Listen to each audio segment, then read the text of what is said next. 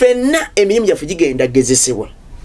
muggulu kino kye baali batulaga mu kyawandiikibwa kino nti buli muntu yenna ajja kufuna empeera era Brother Dan Kaneno nakoleka nkoogere mulimu abantu abagenda okugenda mu ggulu naye nga omusingi kwe yazimba bisasiro bajja byokya bagenda bisa muliro bijje nyumba ego naye ye alirokolebwa alirokolebwa asigalewo fenna kanti kugambe kineera empeera zaffe mu ggulu tezifaanagana mulimu abagenda okuba n'empeera ennene eddako mbadde mmanyi kasatu genda mulimu n'abatalina fena tutukira wamu ate nga alimu talina mpeera bebana nti yazimba ku musingi ki thinking well and religiously about resurrection bamutegeka agenda okuzuukira nga tagenda kasosasula ezo yatange yafate yenenyeza nga tujja nga tumusabira nga misa egenda maaso nga tumusabira ng'ava mu purgatory ng'ayingira eggulu tekaliyo Yokaana 14:6 Yesu lyekkubo n'amazima neki n'obulamu tewali ali kali mu Bayibuli bulira nti if he had not hoped that those who have fallen would be resurrected, it would have seemed superfluous and vain to pray for the dead. Awulira singa teyakirowoozaako nti walibayo okuzuukira okusabira abafu kwandibadde kwa bwereere ate omuntu masologanaga bakiwandi Yesu yakyogera naye tebakiwandiika tekiriyo kubanga temulina mu Bible ke example ke batulaga mbu waliyo purgatory kubanga purgatory si ggulu purgatory si geyeena purgatory si lake of fire watu natuka mu ggulu tonatuuka kubanga ene ensomesa egamba oba tonatuuka mu ggulu oba tonatuuka mu geyeena onsi wasimbudde date ate oba wasimbudde nga toli wano kati akafa kukaliwa. That one is called misconception. Tekaliyo mwana wa mukama oba stage etya oboke nobako oyimirira eyizo kuba stage waliwo ekitabo kyaki kyabalamu naye nga ate baafa naye nga ate balamu akosoko katangazo omulabi waffe akategeere andi kamwe kyakulabirako ekitabo kyabaafa kamwe kyakulabirako wali ogenzeko ebusega ku byennyanja bulungi nnyo mpitawo nnyo ababiyimba bagamba batya engege fresh engege namu engege fresh engege namu naye namu kyokka teri mu mazzi neewuga agamba namu nga yagije namu ebiyenda naye namu ate namu ne bw'ogigula ogiwulira nga namu. Export TV to the world.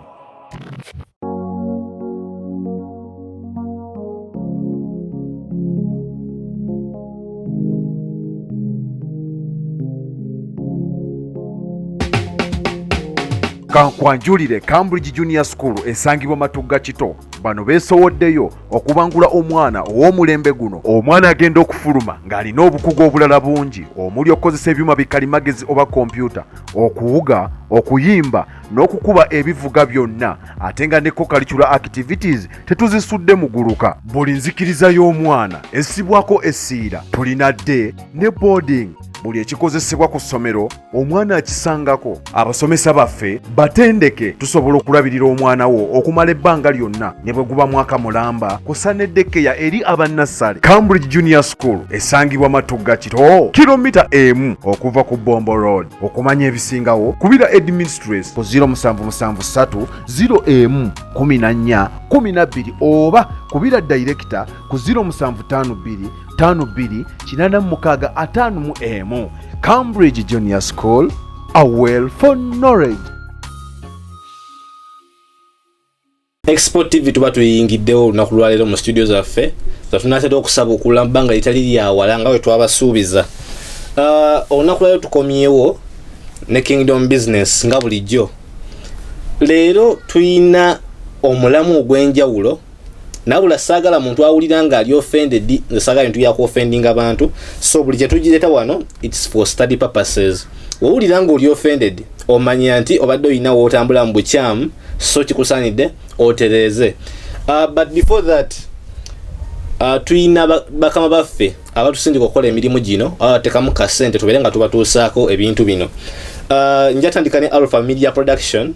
ono nga ye yeewaayo kubanga abatuusaako ekifaananyi kino ekirungi kyemulaba ku screen yammwe n'eddoboozi eritambula obulungi nga terisikkatiramu wadde okwemeketa.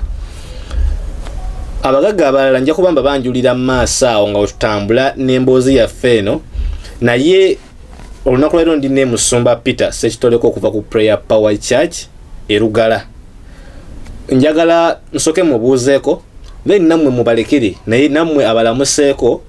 abyoka abeere nga atubuulira ekimulesa olunaku lwaleero kubanga nabagamba lwe tumulaba ono tuba tuzze kuzimba Bwakabaka.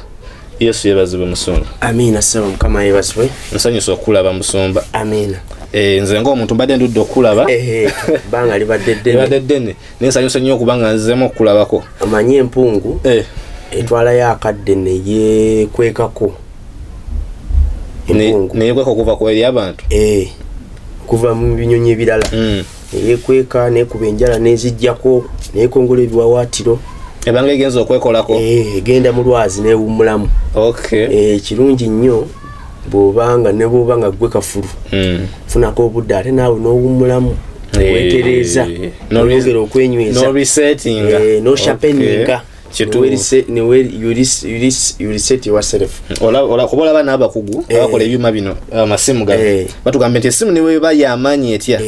funayo akadde ogigyeko okwo ewummulemu omala ogigyeko ogizeeko kati mwe abakola mu media ezammwe teziwummulira anti era okugiwummuza ng'efudde oba ng'okyajinga naye oluusi mukyajingira n'okuba muki okyajinga weekola tewummula. So nze Musumba Ssekitoleko Peter abalabe baffe abalungi abatugoberera mbalamusiza mu linnya lya Mukama waffe Yesu Kristo. Yenze Musumba Ssekitoleko Peter okuva Erugala ku Prayer Power Church nsangibwa ku 0756129698 0756129698. So ndi musanyufu nnyo kubanga ndi n'omukulu Dani Amen. Nze nsinza okusanyuka. Amen. Ku Prayer Power Church eyo nno tulina campaign twagala gula ttaka lyaffe, twagala kugenda waffe tukooye, twagala kugenda waffe, twagala gula ttaka. So mu bulungi oyinza gamba mwakati biki temudde mbale mufumba ebigambo. So ndi musanyufu nnyo munamuyimiridde naffe. Tulina account yaffe eri mu DTB Bank gyeri account yaffe simanyi oba nagijjukira mu mutwe nengenda gijjukira lwampaka. Account yaffe eri 7351583001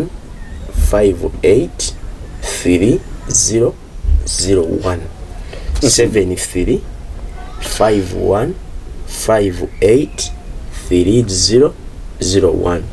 eri mmanya ga Ssekitoleko Peter and Mukibi Abe. So what confirminze manyi bintu byakasente ebyo tuba twagala nnyo okubeera sure diru nti ogambye essimu yo bannayijjukira kati anedda yeeyo gwe kasente amanya ago anabanga ekirungi obawadde amanya wetaleeta amanya ago totawano Ssekitoleko Peter and Mukibi Abe naye waliwo erete oluusi erinnya limuntu abagambye era aba bank ereeta waliwo eta Ssekitoleko lyokka. So tunasanyuka nnyo ate kirungi n'owaayo bw'omala okuwaayo n'otuwaka screenshot n'otusindikira osobola okukozesa essimu yo eya Airtel n'onyiga star 185 n'ogenda ku financial services .7 n'ova ku 7 n'ogenda ku banks kati ewali banks ezisooka tekuli n'onyiga next eyaffe n'ogenda munda esangibwa ku namba 8 n'onyiga ne bakusaba akawunti n'oteekamu akawunti namba ne pin n'oteekamu pin. Tunasanyuka tusobola okuweera obujulizi ebiro byonna era ne tukusabira. Bayibuli egamba nti Kezekiya Ezekieri n'agamba Mukama jjukira bye nakola mu nnyumba yo. Luka 7 olusooka waliwo omusajja yali ayagala Yesu amusabire naye ng'abantu bangi naye kati Yesu ng'alinga atamusabira ne bagamba Yesu omusajja olina omuyamba kubanga yatuzimbira yeekaalu tuzimbira sinagoga abantu ne bamujjukiza bamujjukiza obatuleka naye oyo yatuzimbira sinagoga. So nzikiriza bwe mutwegattako ne mutusupportinga tetusobola kusiga kisiima ate by the way tusiima bye mutukola bantu mwe mutwagadde mutusupportinze Mukama Katonda aweebwe omukisa ku lwammwe emirimu gyammwe batwagadde bambi mwebale nnyo mwebalire ddala tusinze wano ku expo mutusupportinge mu ngeri ey'enjawulo Mukama abawe omukisa amin. By the way, also on behalf of Expo TV, abantu abo batuwagadde mbebaza nnyo bambi temujjango okwo ffe baani okubanga muleka channels ennene ez'amaanyi ne mubanga mukola ki nga mulaba ffe naye nga campaign mugiwulidde tujja kubanga twongera ogibajjukiza ndoza tuyinza nokolayo ka posta musumba tujja kolayo ka posta tulabe nga tugezaako okatimba okubajjukiza munne kuba abantu baffe muli baaki bakujjukiza tuve bakita batya mu luzungu olenga gye bakiyitanga edda nga nsoma primary naye kale tuve mu maka g'omuntu naffe twetongole simbubi tetulina mulutalo na muntu yenna tetugobeddwa abula ekiseera kyekyo tukole ki twetongole. Bayithawe Musumba waliwo abadde bambuza ekibuuzo nti twalabye mwabadde ne Musumba loni ku Sunday prayer power biki mutukoze mutya? Prayer power tukyaliwo nnyo n'amaanyi buli Sunday ssaawa zezimu tetunnaseguka live. Also ne ku Arise Ministries eyinza obutabangawo regularly nti buli Sunday naye webanga ebaddewo era ne prayer power ejja kusigala nga weeri. So fena tuzimba bwa kabaka bwa muntu atya kabaka waffe y'omu tukolera omuntu omu oli waddemba okulya kakyere oba kammonde eyimu eryemu yakukkuta ekigambo yonna gyekiri. Musumba wangi taata nandyagadde okwogera ebingi naye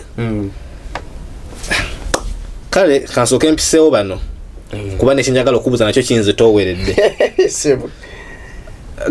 kampisawo abagagga bano aba God Heals Herbal Medicine bano bakoze kyamaanyi nnyo mu ggwanga lino kubanga batujjanjaba bafubye okulaba nga omugigi guno twetangira endadde omanyi bajja baffe dda tebaalwalanga naye kati ffe tubadde nga tulwala nnyo wakati awo naye God Heals bagambye nti tuddeyo ku ddagala lye baakozesanga naye ate wano kigenda kuba kikyuseemu tetugenda kuwandulanga mu bulusu nga bali bwe baakolanga wano ffe tuteekamu tusaba Katonda eyatonda ebintu ebyo n'abiteekamu amaanyi ge ne bituwa nga bitutereeza. Bakubire ku namba zaabwe ez'essimu zibaako ate ne ku WhatsApp kweziri delivery bamukola Gulu Kampala anywhere in this Uganda bakutuusiza eddagala naye oba oli bweru wa ggwanga osobola bawe eggwanga ly'olimu ne bakutikira eddagala ku nnyonyi ne likutuukako. Otherwise bane munzikiriza Musumba mu ekibuuzo lwakuba nange mbudde nga gye nkireetamu. Musumba wangi taata ekibuuzo kyenina olunaku olwaleero si kizibu kuggwe kyemmanyi naye kunze nze kintabudde omutwe empulira ntambula sitambula. Musumba wangi taata wenfa kuba kufa kya bulijjo katugeze kati nakale nenfa nenfa nze nga sibadde muntu mukyamu sibadde muntu mubi naye ate nga sibadde ku saidi ya Katonda oba nti saya tula bulokozi oba nti naye tula bulokozi naye nga mbadde sibutambuliramu. Musumba lwo kyansi y'okutereeza nga mmaze okuzikira mu mwoyo ne bagamba nti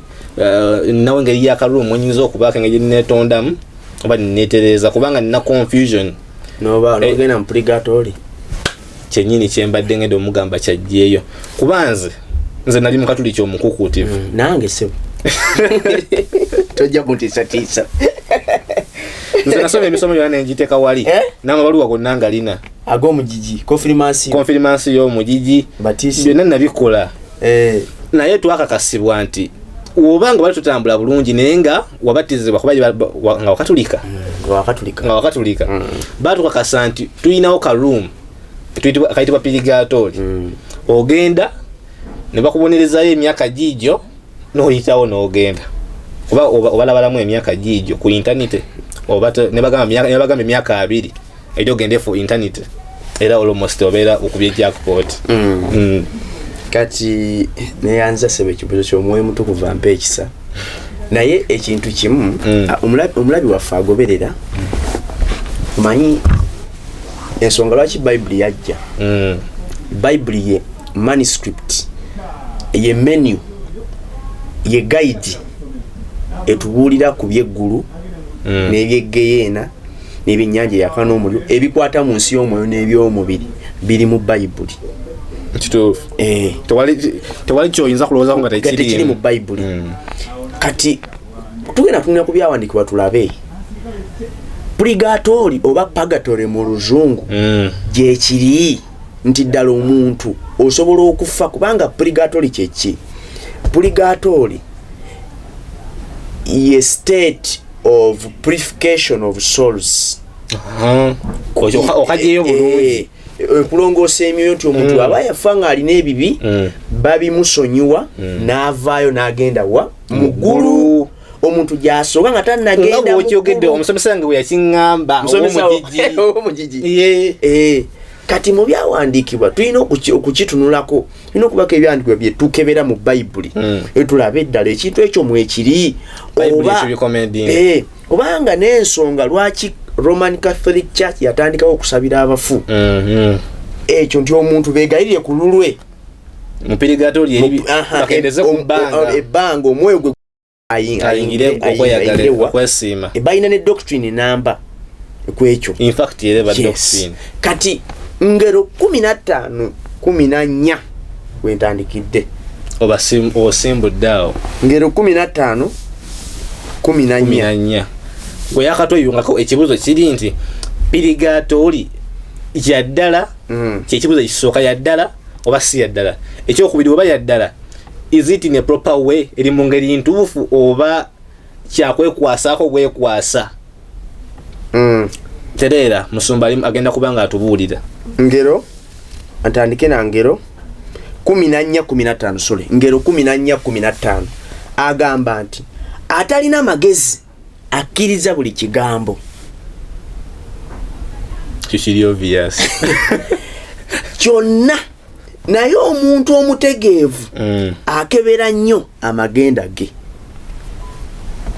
Are we together? Dani bitubulirwa bingi. Ne tulino bisengejja. Dala purgatory, is it a doctrine? Is it a godly doctrine? Or it is a doctrine of demons? I will give you the conclusion. Wenzira munze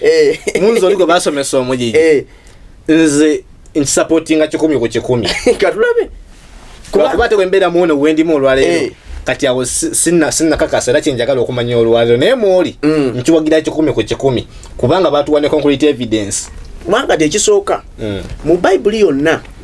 kuva ku ndagaano enkadde otuuka ku mpya okuva ku lubereberye okutuuka ku gundi okubikulirwa mu bitabo 66 n'ebitabo 39 mu ndagaano enkadde n'27 mu ndagaano empya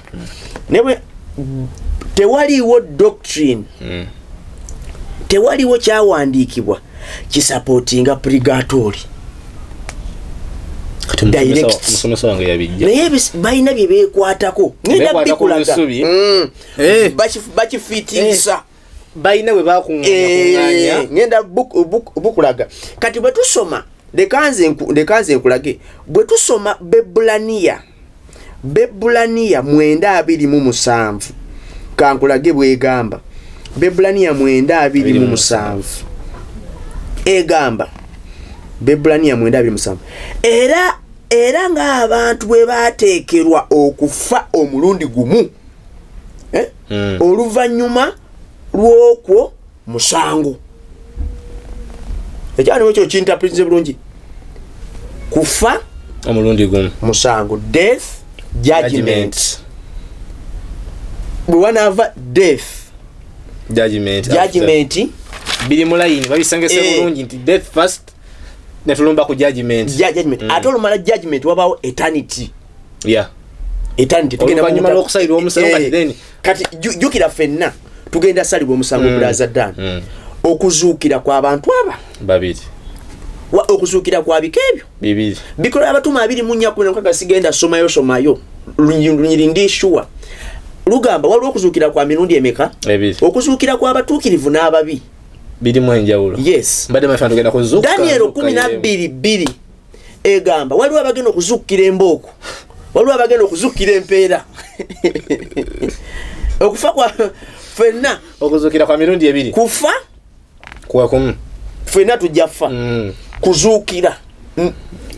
no kufa musango after musango eternity buli omwe ino facing judgment eternity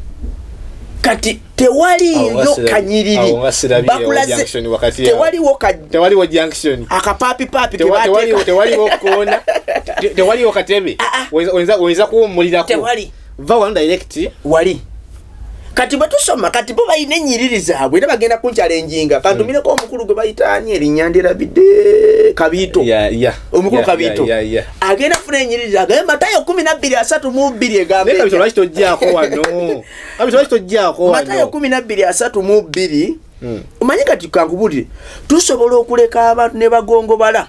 biggest population negenda mu nyanja yakano muliro negenda mu nyanja yakanomuliro nga twakigayalirira ate nga waliwo chance y'okutereeza kubanga lekanze nkubulire bino byenjogera nze nali mu Katuliki nasoma omujiji nembaako nenyingira nze nasomera Vumba wali owuliddeyo nali mpuliddeyo konesindangayo Vumba ye wali ekigo ky'abafaadhe Vumba naye kankubule bino byonna baatugamba naye mu doctrine bwe ngenze enkula ogenza okulaba nga tebugati tekirimu Matayo 12 gwe beekwatako wuuno katulabe kyagamba ogenda kumbulira anti Yesu ekyawo ne bakigamba mbu walibaawo abalisonyiwa ebibi in this age and the age to come okafunyako era osiraba naye katulabe katukinonyewo tulabe 12:3 buli muntu avoola omwana w'omuntu alisonyibwa omwana w'omuntu omanyi si Yesu alisonyibwa naye buli muntu alivoola omwoyo omutukuvu talisonyibwa newankubadde mu mirembe gy'akaakano mpulira newankubadde mu mirembe gigenda okujja mu maaso awuliddewo purgatory awera siwulirawo junction siwulirawo katebe ate first of all bagambye bwovoola Yesu osonyibwa bwovoola omwoyo omutukuvu tolisonyibwa wano nemirembe kati awo bakuleetingawo perception nti ekitegeeza walibayo okusonywa ebibi kati n'obulamu obujja newongamba bwotyo nzira wera sawo junction tewali kubeera obulamu obujja bwetwogerako after judgment so si before kati leka nkusomere mu y'oluzungu manyi abantu bange bonna mbalina wano mu y'oluzungu 3:2 egamba nti anyone who speaks against the son nsomye NLT anyone who speaks against the Son of Man can be forgiven but anyone who speaks against the Holy Spirit will never be forgiven neither in this world either in this world or in the world to come. Kansome NIV. Anyone who speaks a word against the Son of Man will never be forgiven. But anyone who speaks against the Holy Spirit will not be forgiven either in this age or in the age to come. Kiraba bakisiga ekizigo obanze siraba kyekanze siraba bakisiga ekizigo okirabye nkulaga ekirala kyebeekwatako kati ekirala kyebeekwatako ne bagamba nti purgatory gyeri Bakoliiso ekisooka 3:15 First Corinthians 3 nebo basoma 3:13 Bakoliiso First Corinthians abatulaba okuva mu nsezebwe chapter 3 verse 15 First Corinthians chapter 3 verse 15 musumba limutulaga echachi y'abakatoliki webekwatira ku bisubi abagamba nti purgatory gyeri purgatory bagitonda osimanyi oba mu birowoozo byabwe oba bakijja wakati kyetuli mu kunoonya wano naye nze musoma byakansomera simanyi oba ndi muzibe nnyo kubanga sibiraba nze sirabawo makulu kasuke masomere 3:13 gyebeekwatako manyi omukulu Dani n'abandaba omuntu bwakucomozanga mu lunyiriri somako weyongereko mu maaso nyiriri 2 atekako wansi ojja mukwata gwe tomupapira kuba Bible yaze njagala ku Bible yennyonnyola omulimu gwa buli muntu gulirabisibwa kubanga olunaku oluli gulyolesa kubanga guli bikulirwa mu muliro omulimu gwennyini gulikemebwa omulimu ogwo buli muntu bwe gufaanana omulimu ogwa buli muntu gwe yazimba guliweebwa empeera era walibaawo empeera omulimu gwa buli muntu ogulyokebwa alifiirwa naye ye yennyini alirokoka ako kebetekanaga omulimu gukoliko mu muliro tujja kuyita mu muliro tutuke tubere purified kuba buli ekiyita muliro kibeera ki gold ali purified by what fire bloka ey'amaanyi egumana ki erina kuba walinga wabadde wasinga okwokya era yesinga n'ettunzi naye kati katuddeyo tuwulire 12 kino kye baliko 3:12 nzizeyo kati emabega naye omuntu yenna bw'azimbanga ku musingi ogwa zaabu oyambuseko waggulu feeza amayinja g'omuwendo omungi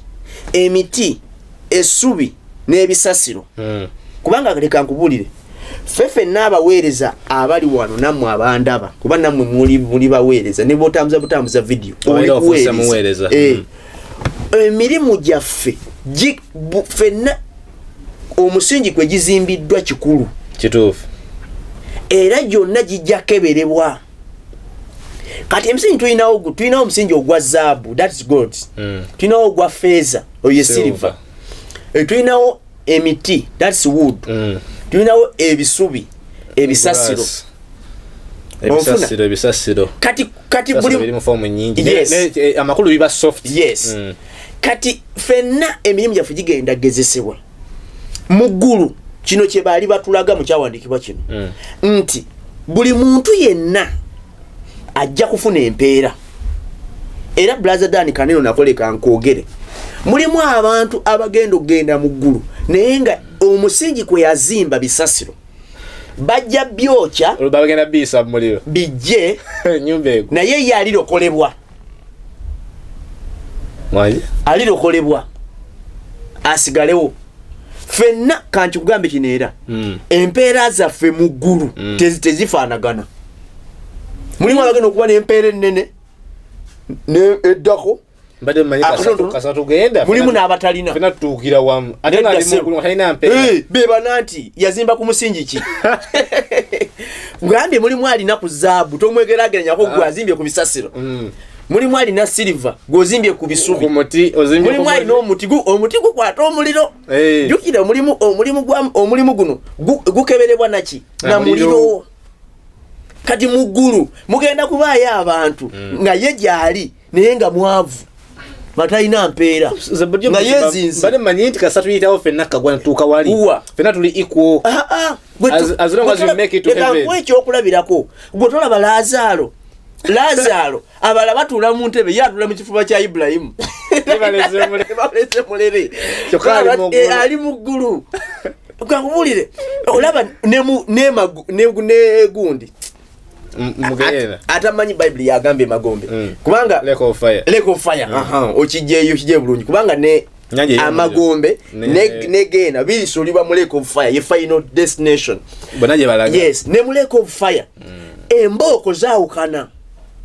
sobola okuwa ebyokulaba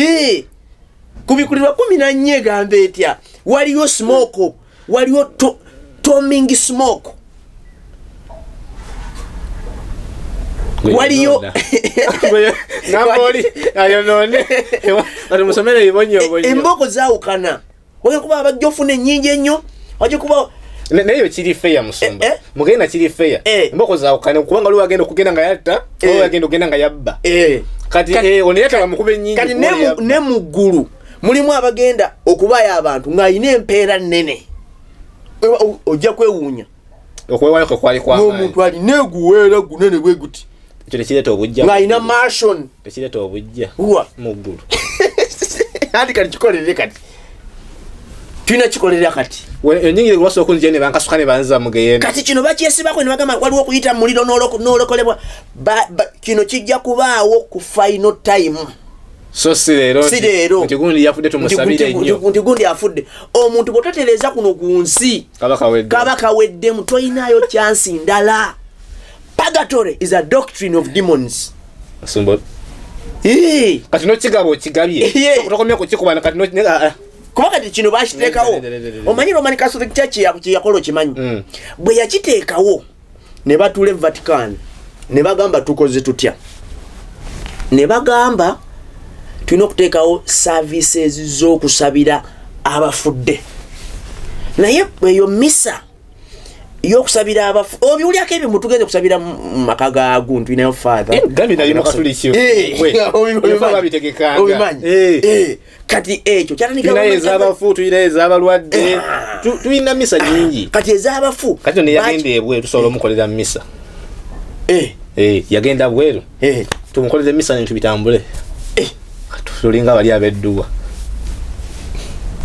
kati olaba kati kiri ekyabafu kiraba bakitandikawo ne bagamba tuyina okuteekawo ekintu kino tusabirenga abantu kubanga twetaaga okuzimba obuweereza by the ne sente ezimu ezakozesebwa okuzimba St Peter's Basilica sente ezaava kusabira bafu kubanga baziteekako omutemwa by then nkijja wabyenjogera si bya papa si bya palapase bwe tusoma Maccabees kitabo kya Maccabees mu Bible yaabwe mwenyini ekyo kiri mu Bible yaabwe kuba Bible yaabwe yo eyina ebitabo 7 mu bimeka mu bisatu kuba jjukira ekyabaawula bo ne Martin Luther omukristaayo kuba waliwo babiri waliwo Martin Luther King Jr. naye kati oyo yali activists naye ono German priest Martin Luther ekyabaawula kukwata ne bongerako ebitabo 7 omuli Tobit omuli gundi Maccabees 1 Maccabees 2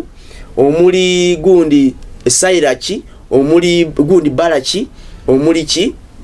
ebyani ebiwandikira doctrine zaabwe kubanga zirimu zife balinga bye baagala ne Daniel wafa akoma ku 12 yo waabwe akoma 14 bamwongerayo Esther wafa akoma ku 10 owaabwe ayongerayo extension bamukobamuko extension kati muno mwe bayita doctrine ya purgatory n'okusabira abafu onfuna basajja bali bagezi nnyo badna katugende mu Catholic Bible nayo girina luli wansomera ku Quran nayo girina kalulabe batugambye eki Maccabees 2 Maccabees ekyokubiri essula ya 12 onyirwana musatu uliriza naye ya luzungu sina ya Luganda bajajiwulira tuina abeyo egamba nti calling assembly he sent 12,000 drachmas of silver to Jerusalem. Drachmas zali sente za Greece, currency ya Greece by then. Kati drachmas kati no drachmas 10,000 mu 12 silver pieces bwe tuziteeka mu olwaleero dola ezitowa 13,500 euro eri ku 14,000 mu plus pound eri ku 14,700 n'obutuntundu 7 onfuna mpulira kati bwe tuddira euro no pound kambalye ku dola drachmas ne change kuva mu drachmas nenza mu dollars baba obudde buno bafuna nga $10 1 drachma ku dollars zino ku gundi zino ze bawaayo ezo sente ziba mpitirivu omuntu atya omu to be offered for the sins of the dead thinking well and religiously about resurrection bamutegeka agenda okuzuukira nga tagenda ezo kasosasula ezo yatange yafate yenenyeza nga tujja nga tumusabira nga misa egenda maaso nga tumusabira ng'ava mu purgatory ng'ayingira eggulu tekaliyo Yokaana 14:6 Yesu lyekkubo n'amazima neki n'obulamu tewali ali kali mu Bible bulira nti if he had not hoped that that those who have fallen would be resurrected, it would have seemed superfluous and vain to pray for the dead. Awulira singa teyakirowooza ako nti walibayo okuzuukira okusabira abafu kwandibadde kwa bwereere olaba ke beetegekera. And because he considered that those who have fallen asleep, kasomba mwagamba falling asleep manyoko kukikufa, with pity had great grace stored for them. Therefore 46, it's a holy and beneficial thought to pray on the behalf of those who have passed away, so that they can be released from sins. Those who have passed away. Tubasabire bigende. Basumulwe okuva ku bibi. Babere remissed. That is the remission of sins. Ochirabi. Nibakanyigawo. Nibakawe kitabo kiramba. Amulibaga. Eyo doctrine teriyo era mwana wa Mukama duka. Kubanga abantu bagenda oba kituufu nga jase bana Bible yafe dalaba yazikiwandiika. Naye kati Yesu yantubuzabuziza kubanga kati ekibuuzo kikino Yesu teyajogerako. Yesu alinawe yajogerako purgatory. Ate kuba yajogerako ne batakiwandiika. Wa kubanga ebintu ate kati olira omuntu omu agenda kudduka agende mu kankusomere kana akanyiriri. Omuntu omu agenda kudduka agende mu Yokaana 2 Yokaana enjiri Yokaana 2:25 kangamba 3 kale kasome Yokaana 2:25 nti naye waliwo ebirala bingi Yesu bye yakola naye bwe byawandi nabyo bwe biwandiikibwa kinnakimu ndowooza nti ensi zonna zandijuddemu ebitabo ebiwandiikiddwa. Kati omuntu masolo ganaga Yesu yakyogera naye tebakiwandiika tekiriyo kubanga temulina mu Bible ke example ke batulaga mbu waliyo purgatory kubanga purgatory si ggulu. Purgatory si geyeena. Purgatory si lake of fire. Oba natuuka mu ggulu tonatuuka kubanga eno ensomesa egamba oba tonatuuka mu ggulu oba tonatuuka mu geyeena. Onsi wasimbudde ddaate ate oba wasimbudde nga toli wano kati akafa kukaliwa. That one is called misconception. Tekaliyo mwana wa Mukama oba stage etya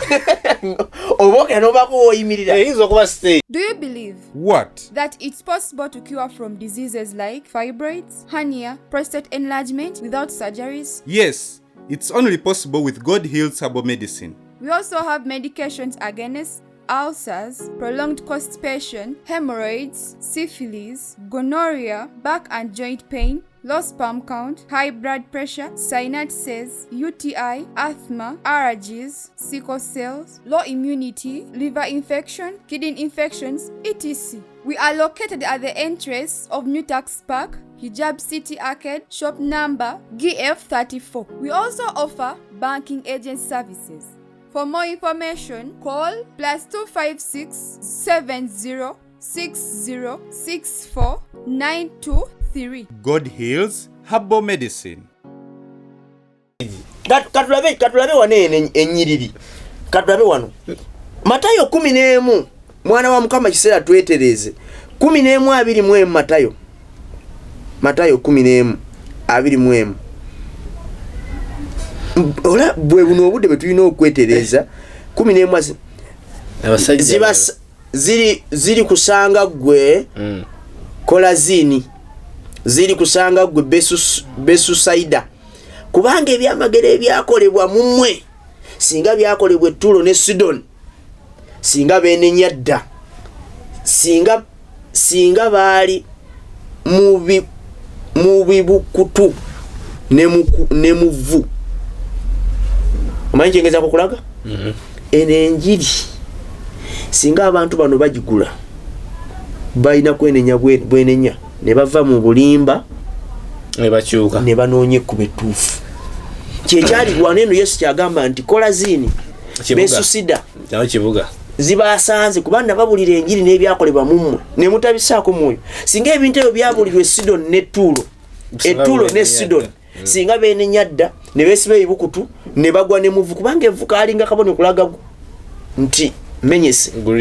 grief kunakuwala. Yekiseera tujja kwesiba mu kintu obudde bugende ekiseera kituuke nga Mukama waffe akomyewo okutukima nga tukyalina kadde kenenya kati nga Pirigatoli bagezekeza ate nga eriwa anti abagirina kyeŋŋamba erabe ezikidde byabikyaliwo ejja kuba teriyo ate era tejja kubaayo kubanga twandigambye nti Mukama waffe bw'anadda bajja giggulawo ekola officially. Pirigatoli nagezako okunoonya mu kutondebwa kw'ensi naye Sala bwe baagikolera kubanga baatugamba egere nayo gyakolewa eggulu. Pirigatoli saagirabako oba baagiteekawa. Leka nkwongere wano okubikulirwa tulabe omuntu bw'afa kyekiddako kale Bible ke tulungana kale tugambe ja list kubanze mpulira nga sinakkiriza mpulira nga tonna gundi yani kabito tuli wamu sinakkiriza na katulabe 12 kubikulirwa sole 2 kubikulirwa 2 Revelation 20:12 katulabe ekintu kino kigenda tambula kitya omuntu nga tumaze okufa Bible ke tulungami nkamala okufa kyekiddako nendaba abafu abakulu n'abato nga bayimiridde mu maaso g'entebe ebitabo ne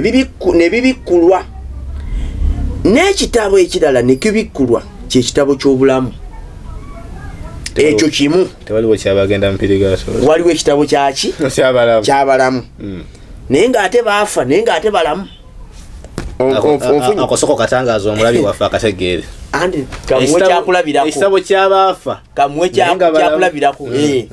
wali ogenzeko ebusega ku byennyanja bulungi nnyo mpitawo nnyo ababiyimba bagamba batya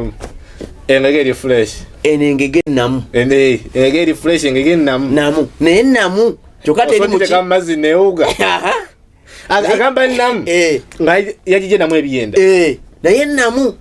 ate namu nebwogigula ogibulira nga namu eba namu anti nga teduze tekoze eki namu obulamu bwategeeza nti tennafa maama asobola okutuma nagamba brother Dan genda mu nnyumba ondetere ennyaya nenonderayo ennamu ate zebanoze dda oba omulabi akitegedde simanyi waliwo ebintu nga mubuliwo bifu naye nga biramu nga byakyusa bukyusa form okijjeyo bulungi. Example zange ezo bazirikiriya musoma kyageza kugamba nti ennyaanya woginoga ku stoko yaayo mu nnyaanya eziri living ebeera emaze okufa naye mu nnyaanya ezitali expired oba eziri usable eba nnamu kubanga tennaba kuyitako tennavunda. Kati mulimu abantu abaafa naye nga balamu nga kati balamu kati mweno perspective y'obulamu n'okufa kw'abantu oba nakikuleta wali nga nsomesa emagombe okufa. Waliwo abantu abagenda okufa emirundi ekyo waliwo abantu abagenda okufa omulundi gumu waliwo abagenda okufa kuno ku nsi okufa okuli physical bafe bagende Pirigatoli bagende either nyanja yako omuliro oba ggulu onfuna. Kati naye bwe banasaliwa omusango mulimu abagenda obutafa kyebayita spiritual death wabula baweebwa obulamu. Waliwo abagenda okufa kati naye ate baweebwa obulamu. Waliwo abagenda okufa kati ate baddemu bafe basule mu nyanja yaka n'omuliro. Kati oba tokitegedde linda story eddako kuba musumba agenda kujja atunnyonnyole tulina topiki neddako eyo kyawo yannemiranga edda okuintroducinga naye tugirinde tugende maaso ne kino kati kasooka kati nkulage kino nti kino bali mu kitabo eky'obulamu naye nga bafu abafu ne basalibwa omusango mu ebyo ebyawandiikibwa mu bitabo n'ebikolwa byabwe bwe byali n'ennyanja n'ereeta abafu abaalimu n'okufa n'amagombe byonna ne biwandula ne bireeta abafu abalimu ne basalirwa omusango buli muntu ng'ebikolwa bwe biri. Kati omuntu ne waba yafiira ku boat cruise alina okuvaayo. pulidde kati owulira nti ennyanja ereese n'ennyanja n'ereeta abaayo ennyanja ejja kusesema abafu n'amagombe gajja kusesema abafu hardens. N'okufa n'amagombe ne bisuulibwa mu nnyanja y'omuliro death and harden. naye kati omusumba n'ekibuzo kyensigaddemu mutola kubanga tenyinza okikubula teno nesobola diverting kati mpulidde ennyanja ejja kusesema abaale okufa n'amagombe sesemeroza bagamba okufa n'amagombe baba balifalinga ku ttaka ettaka amagombe malalo biki anti mu Luganda anti kati omuntu asobola okubula kubanga abantu bwe babanga wano mu Buganda omuntu bwafa bagamba tugenze magombe naye ate si weewo babeera bategeeza just ekinya bategeeza the earth naye magombe is a rim banfune bubi yes yabafu kati kati sibifalinga kwa rim namba kino kyoluganda just the earth yes the earth egenda leeta abaayo ne yes kati baba yokebwa bagenda kuvaawo era nabo evvu lya balina bwe baliyiwa tujja funa evvu so crimination okwokya abantu tekina buzibu tekikuwonya geyena oba tekikumisa mpeera mu ggulu baba hindu bwe bayokya kabaka gwa abahindu n'abaki n'aba buddhists bano basudiru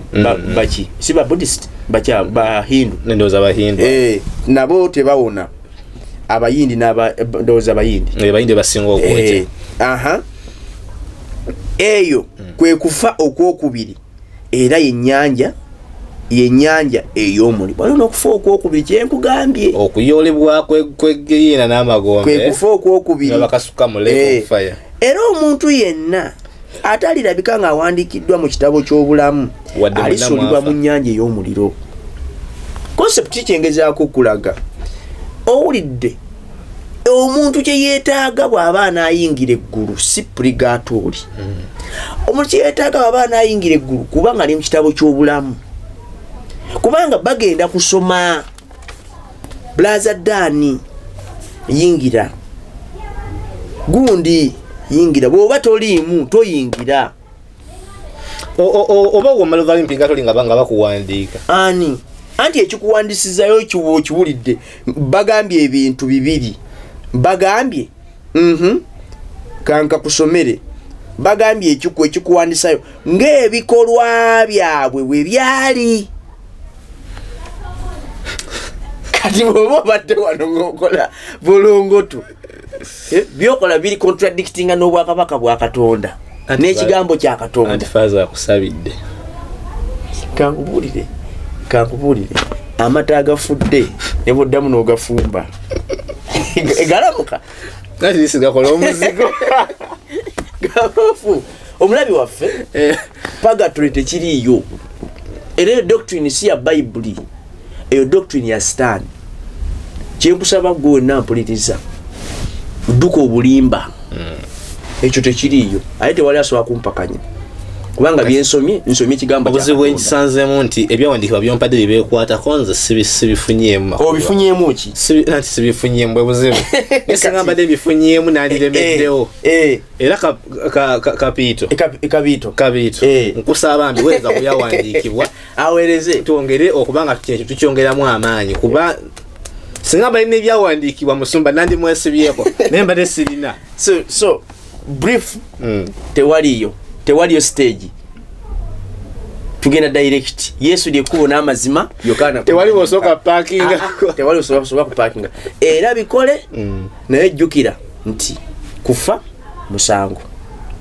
from kufa musango direct transmission paka musango olinya basi kukufa ogivaamu nga muli ku judgment tewali kontyo emirako eruka yao lyeko yegundi togenda kuyimirira luka yasoka kulya mu kyomo togenda kusanga muganda wa tewali ne banakuweerayo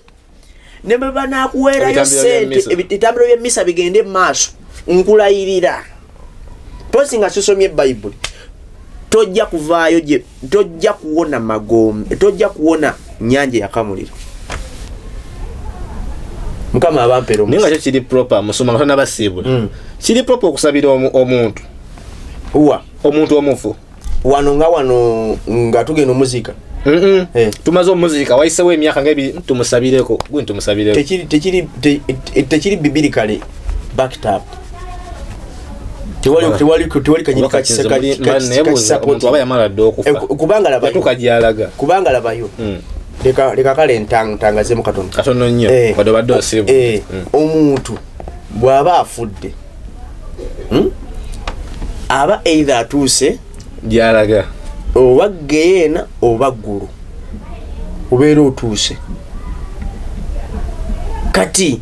tewali kyogenda mukolako kubanga mu nsi y'omwoyo bwe tugenda oba tukyasobola kwerwanira enemu actually kati Yesu obudde buno Bible egamba atudde ku ntebe y'ekisa Mercy seat obudde buli ajja kuba ku judgment seat era agamba nti obudde obwo ne bwe baneenenya ng'ali ku judgment seat ajja kuba tawulira kati obudde buno bwe twenenyeza n'awulira omanyi ndi mulabi wa firimu kati muli mbadde nfunyemu ekirowoozo ne ŋŋamba nti oba wabanga abadde amazukira tusimbula kuva kukufa paka ku judgment kati wakati awo ng'ali mu baasi emutwala ku judgment neyeyenenya ne tusaba ffe ne twala ku nsi ebyo tewali baasi negwa kabenje n'atoloka